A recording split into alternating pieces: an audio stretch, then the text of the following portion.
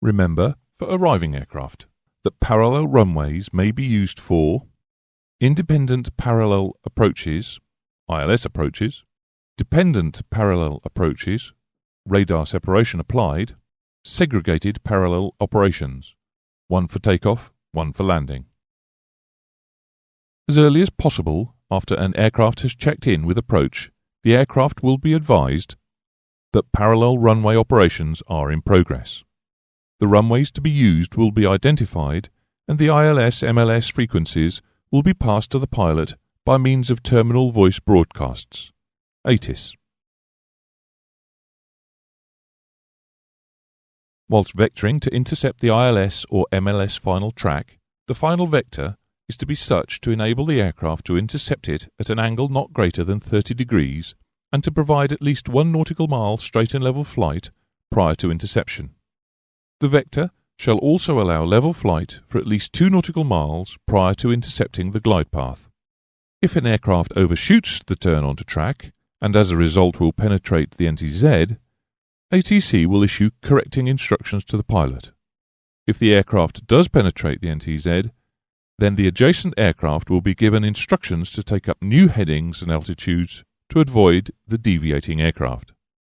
Radar monitoring shall not be terminated until visual separation is confirmed, the aircraft has landed, or in the event of a missed approach, is at least 1 nautical mile beyond the departure DER and adequate separation exists.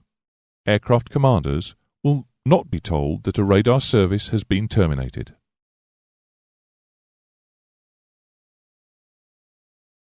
A minimum of 1,000 feet of vertical and 3 nautical miles of horizontal radar separation is to be provided until aircraft are either inbound on the ILS or MLS final track or within the NOZ.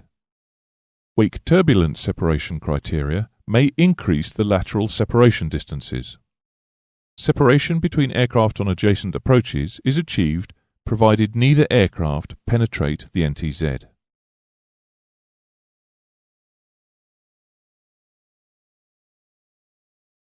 When an approach controller assigns the final intercept heading for the ILS localizer or MLS track, they will advise the aircraft of its position relative to a fix on the localizer or MLS track, the altitude to be maintained until established on the localizer or MLS track to the ILS glide path, and clearance for the ILS or MLS track approach.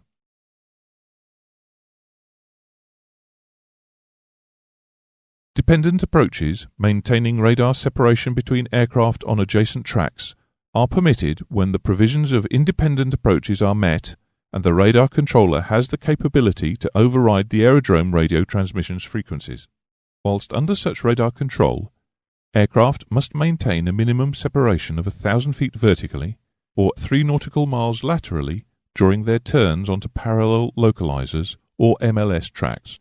Once established on an ILS localizer or MLS track, radar separation is to be 3 nautical miles between aircraft on the same ILS unless wake turbulence requires greater longitudinal separation, and 2 nautical miles between aircraft on adjacent localizers or MLS tracks.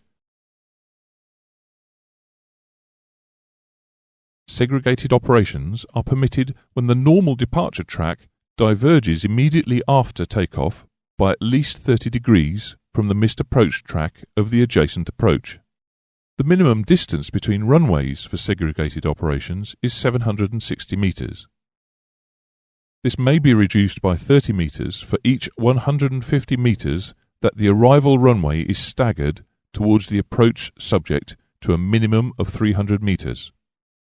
It should increase by 30 meters for every 150 meters that the runway is staggered away from arriving aircraft. ILS or MLS precision, radar or visual approaches may be conducted in segregated parallel operations, provided suitable surveillance radar and ground facilities exist for the specific type of approach.